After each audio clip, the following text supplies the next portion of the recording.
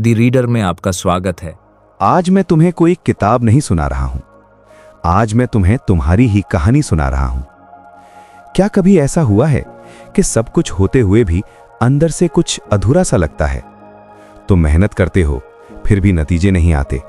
तुम प्रार्थना करते हो फिर भी लगता है जैसे भगवान सुन ही नहीं रहे। और तभी मन के किसी कोने से एक आवाज आती है, शायद समस्या बाहर नहीं है, शायद समस्या मेरे अंदर ही है। आज हम उसी चीज के बारे में बात करने वाले हैं जो बिना शोर किए तुम्हारी पूरी जिंदगी को कंट्रोल कर रही है, तुम्हारा अवचेतन मन। जरा पीछे चलो, जब तुम छोटे थे और किसी ने तुमसे कहा था तू कुछ नहीं कर पाएगा, तुम जैसे लोग सफल नहीं होते, तेरी किस्मत में कुछ खास नहीं है। हो सकता है उस वक्त तुम्हें ये बातें याद भी ना रही हों, लेकिन तुम्हारे अवचेतन मन ने एक एक शब्द अपने अंदर बैठा लिया था। और आज जब तुम कुछ नया शुरू करना चाहते हो, जब तुम बड़ा सपना देखने की हिम्मत करते हो, तो वही पुरानी रिकॉर्डिंग फिर से चलने लगती है, मत कर, फेल हो जाएगा। ये आवाज तुम्हारी नहीं है, ये तुम्हें सिखाई गई सोच है, ये प्रोग्रामिंग है। अवचेतन मन को समझने के लिए एक बात याद रखो, अवचेतन मन एक जमीन की तरह होता है। उसमें जो भी बीज डालोगे वही उगेगा, चाहे बीज अच्छा हो या बुरा। जमीन ये नहीं पूछती कि बीज कौन डाल रहा है, वो ये नहीं देखती कि बीज सही है या गलत, वो बस उगाती है। अगर तुम रोज अपने आप से कहते हो मैं कमजोर हूं, मैं बदकिस्मत हूं, मेरे साथ हमेशा बुरा ही होता है, तो अवचेतन मन कहता है ठीक है, जैसा तुम कहो, और धीरे धीरे वही तुम्हारी जिंदगी बन जाती है। एक सच्ची सी कहानी सुनो। एक लड़का था, न ज्यादा स्मार्ट, न ज्यादा अमीर, न ज्यादा कॉन्फिडेंट, लेकिन उसने एक छोटी सी आदत बना ली। हर रात सोने से पहले आंखें बंद करके धीरे धीरे कहता, मैं शांत हूं, मैं सुरक्षित हूं, मैं खुद पर भरोसा करता हूं, जिंदगी मेरे साथ है। बस इतना, कोई चमत्कार नहीं, कोई मोटिवेशनल भाषण नहीं, कोई जादुई तकनीक नहीं। 6 महीने बाद लोगों ने फर्क देखना शुरू किया। उसका चलना बदल गया, उसकी आवाज बदल गई, उसकी सोच बदल गई। लोग कहने लगे भाई तू तो बदल गया। सच ये था, वो बदला नहीं था, उसने बस अपने अवचेतन मन को नई कहानी सुना दी थी। ध्यान से सुनो, अवचेतन मन तर्क नहीं समझता, वो लॉजिक नहीं समझता, वो सिर्फ भावना समझता है। तुम डर के साथ जो कहते हो, डर उसी पल हावी हो जाता है, और तुम विश्वास के साथ जो महसूस करते हो, अवचेतन उसे सच मान लेता है।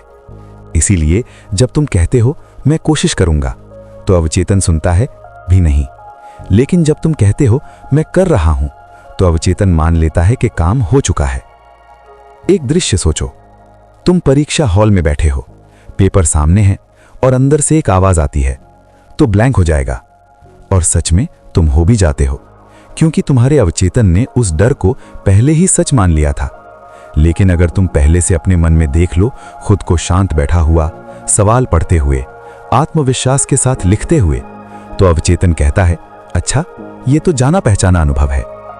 अवचेतन को अचानकपन पसंद नहीं, जो अनुभव पहले महसूस हो चुका हो उसे दोहराना उसके लिए आसान होता है। अब सबसे जरूरी बात, अवचेतन मन सबसे ज्यादा सक्रिय होता है जब तुम शांत होते हो, सोने से पहले, सुबह उठते समय, प्रार्थना के दौरान, ध्यान के समय। इसीलिए सोने से पहले अपनी जिंदगी को कोसना बंद करो। सोने से पहले ये मत सोचो मेरी लाइफ बेकार है, कुछ ठीक नहीं हो रहा, बल्कि धीरे से कहो मैं सुरक्षित हूं, मैं सही रास्ते पर हूं, सब कुछ मेरे भले के लिए हो रहा है। तुम्हें विश्वास हो या ना हो, अवचेतन को फर्क नहीं पड़ता, वो सुन रहा है, वो मान रहा है। एक आदमी था जो रोज कहता था पैसा मेरे लिए मुश्किल है, और सच में पैसा उससे दूर ही भागता रहा। फिर एक दिन उसने बस एक लाइन बदल दी, कहने लगा पैसा एक ऊर्जा है और मैं उसके प्रवाह के लिए खुला हूं। लॉटरी नहीं लगी, लेकिन मौके आने लगे, नए विचार आए, नए रास्ते दिखने लगे। पैसा परिणाम है, सोच उसकी जड़ है। सुन भाई, तुम्हारा अवचेतन मन तुम्हारा दुश्मन नहीं है, वो तुम्हारा सबसे वफादार सेवक है। तुम जैसा बोलोगे वो वैसा ही करेगा। समस्या ये है कि हम उससे गलत बातें कहते रहते हैं। हम कहते हैं मैं कोशिश कर रहा हूं, जबकि अवचेतन सुनता है अभी नहीं। अब एक आसान सा अभ्यास सुनो। आज रात सोने से पहले फोन एक तरफ रख देना, कमरे की रोशनी हल्की कर देना, आंखें बंद कर लेना और एक छोटा सा दृश्य सोचना जहां तुम खुश हो, शांत हो, संतुष्ट हो। कोई बड़ी कार नहीं, कोई महल नहीं, कोई दिखावा नहीं, बस सुकून। और धीरे से कहना धन्यवाद। क्यों, ये मत पूछना, तर्क मत लगाना, बस महसूस करना। क्योंकि कृतज्ञता अवचेतन मन का सबसे ताकतवर संकेत है। जब तुम धन्यवाद कहते हो तो मन मान लेता है कि कुछ अच्छा हो चुका है और फिर वो उसे सच बनाने में लग जाता है। ये यात्रा शोर नहीं करती, ये बदलाव चुपचाप होता है। लोग तब नोटिस करते हैं जब नतीजे दिखते हैं, लेकिन असली काम अंदर चल रहा होता है। और एक दिन तुम पीछे मुड़कर देखोगे और कहोगे, मैं तो कब का बदल चुका था, बस मुझे एहसास अब हुआ। याद रखना, तुम टूटे हुए नहीं हो, तुम देर से नहीं हो, तुम कमजोर नहीं हो, तुम बस गलत कहानी सुन रहे थे। आज से अपने मन को नई कहानी सुनाओ, नरमी से, प्यार से, निरंतरता के साथ। अवचेतन मन सुन रहा है और इस बार वो तुम्हारी तरफ से काम करेगा।